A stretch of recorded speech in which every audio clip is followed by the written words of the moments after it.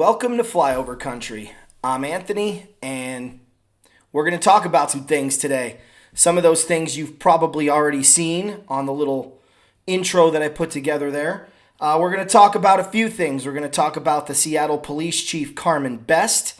We're going to talk about Arizona, and we're going to talk a little bit about that train that tried to hit the USNS.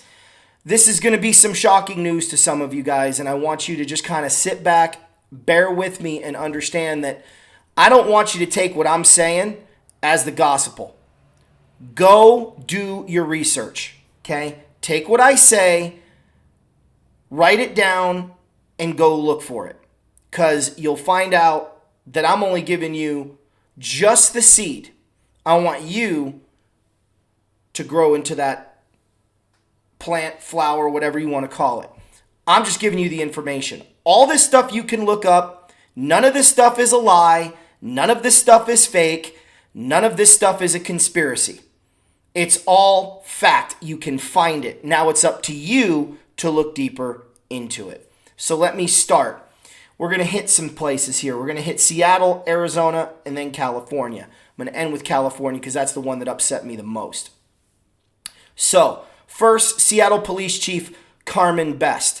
This woman just informed the people of Seattle, Washington, that they now can call 911 for name calling. That if somebody says something offensive, you can call the police and they will come in and take care of it. It makes me ponder a couple things. I know coronavirus is real. It's a real disease.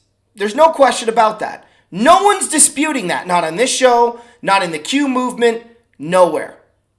But I'm supposed to believe that this is some incredibly infectious and dangerous disease that we've got to shut down businesses all over America because it's so deadly, yet the police in Seattle, Washington will go to your door risking infection, disease, contraction of the coronavirus, or potentially giving of the coronavirus because you said something mean. Again, folks, the math, it don't add up. See, we over here in Flyover Country, we know 1 + 1 is 2. You could tell us it's 57 till the cows come home, but we know 1 + 1 is 2. Better yet, 14 + 3 is 17. Look up the meaning of that later. I'm sorry, but when these people in authority aren't taking this disease seriously, I'm wondering why I can't be back in the classroom teaching my kids. I'm wondering how bad is this disease really when there's empty hospitals and a police chief willing to risk everything to knock on your door and go, you have the right to remain silent because you said something naughty.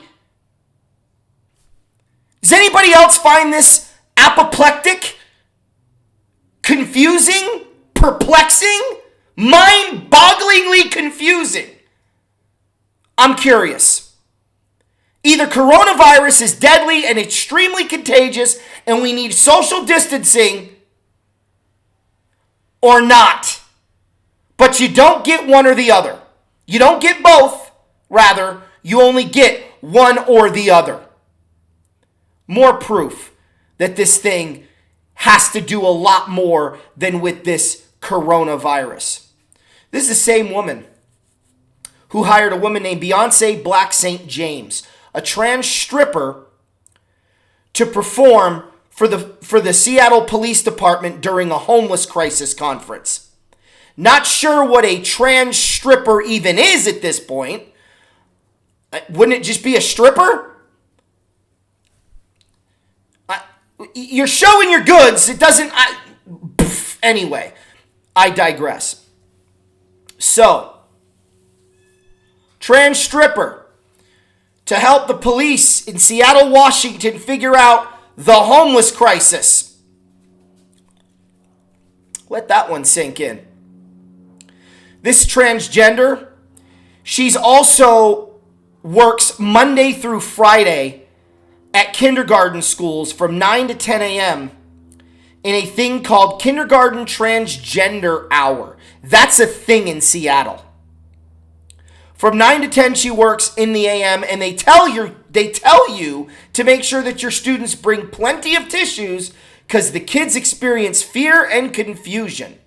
Yeah, because there's only two genders, and you're telling them something they know inherently isn't right. Not to mention, I'd be a little upset if I had some fat load of crap bouncing her fat rear end, his, whatever it is, rear end in my face and shoveling her boobs in my mouth. Not okay with that at 4 and 5 and 6 years old. Just a hunch. Anyway, that's how serious Seattle is taking the coronavirus. That now you can get arrested for saying naughty things and mean things. Okay, let's move on. Arizona's Governor Doug Ducey's under a lot of heat. He's under a lot of heat because he is considering nail and hair salons, specifically Asian nail salons and Asian massage parlors and hair salons, an essential business. And people are losing their mind. I'm going to touch back on that in a minute. See, all three of these stories have one fundamental thing in common. Can you find it? Can you see it? Have you figured it out yet? Let's go to the third one. The third one is, in California, a train tried to hit the USNS Mercy in San Pedro, California, in Los Angeles County. Now, let's go back. Let's talk about Doug Ducey. Why is Doug Ducey, the governor of Arizona, keeping hair and nail salons as well as Asian massage parlors open? Well, let me ask you this question. In the last story that I told you about just a second ago with Beyonce Black St. James, what did she do for a living for an hour Monday through Friday every day? Dealt with children. What are Asian massage parlors known for? Hair and nail salons. What are they known for? Specifically the Asian ones, right? They're known for happy endings. For those of you that don't know, I'm sorry, this is a surprise. This is what got Bob Kraft in a lot of trouble in New England. And usually the children that they bring in from Asia, because the older Asian women are not as attractive. The younger they are, the more attractive they are, and the more they accomplish what the parlor would like to accomplish. So you're dealing with young children yet again. Okay? Interesting. Now, you guys ever heard of DUMBs? And I don't mean dumb people, but I mean DUMBs. Deep underground military bunkers. It's a thing. Look it up. There's a theory out there.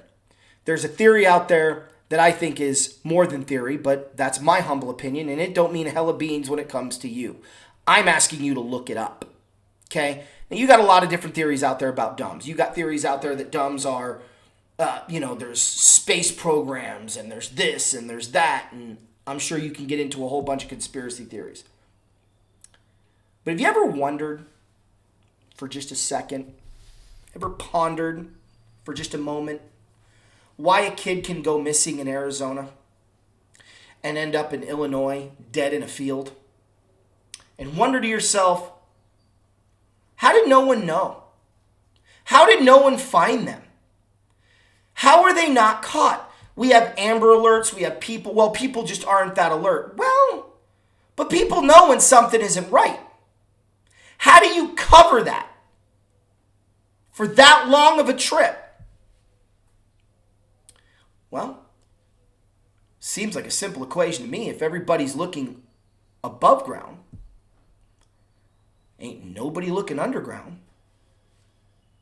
Utilize these tunnels to transport children.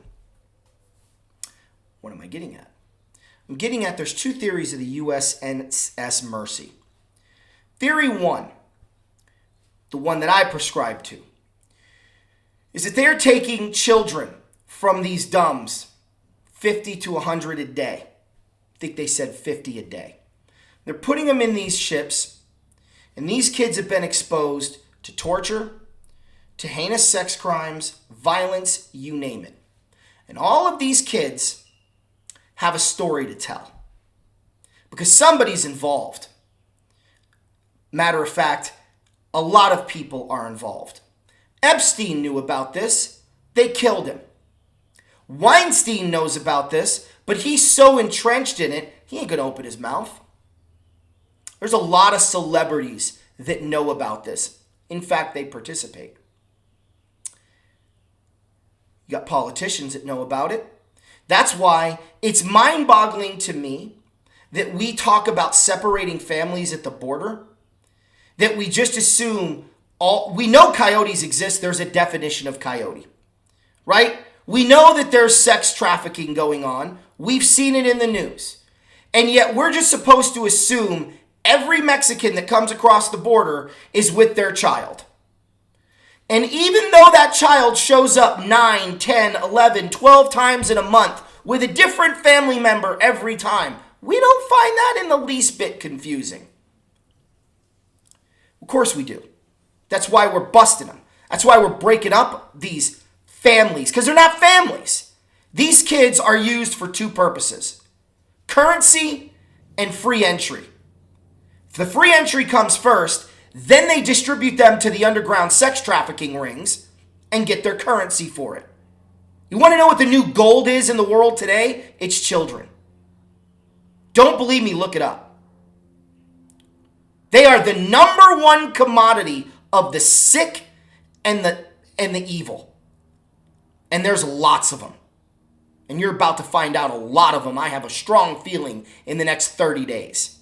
Maybe the next 2 weeks. Maybe that's what President Trump was talking about when he said there's going to be some real painful times coming. There's going to be a lot of people having to stomach stuff maybe they didn't want to have to stomach. Maybe I'm wrong. God, I hope I am. That's theory one. Theory two. There's people on there with COVID-19 viruses.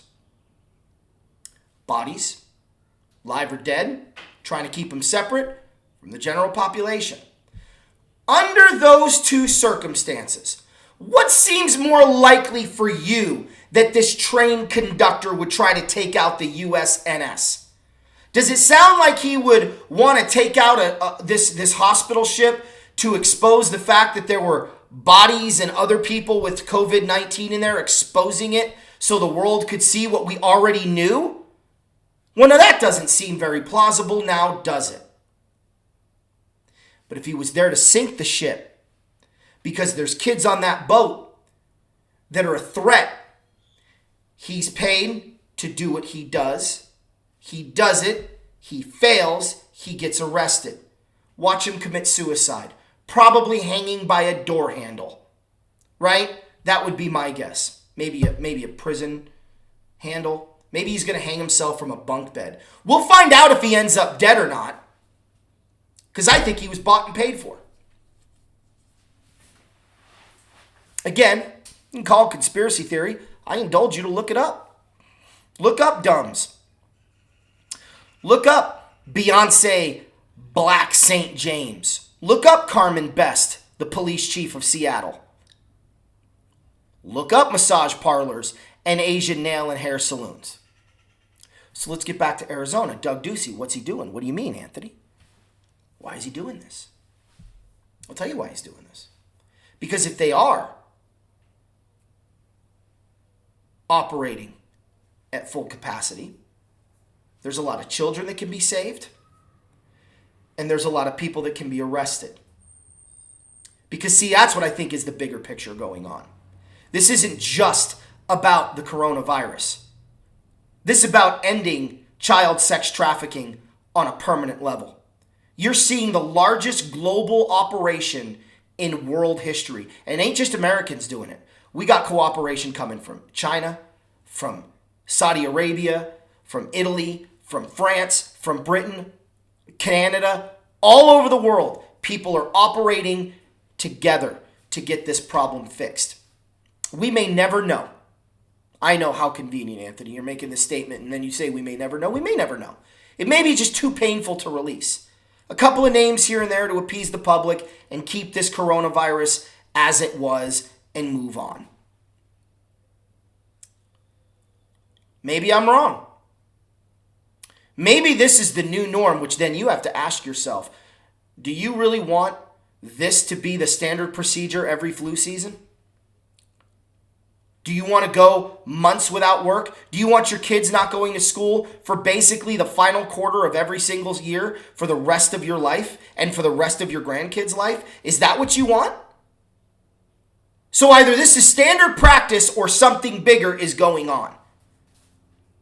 It can't be both, folks. What is it?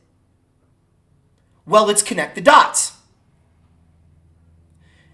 You've got Carmen Best, who's going to be arresting people for saying mean things. Well, let me ask you a question. If you arrest a mother and a father and they have a family of 4, what do you do with the children?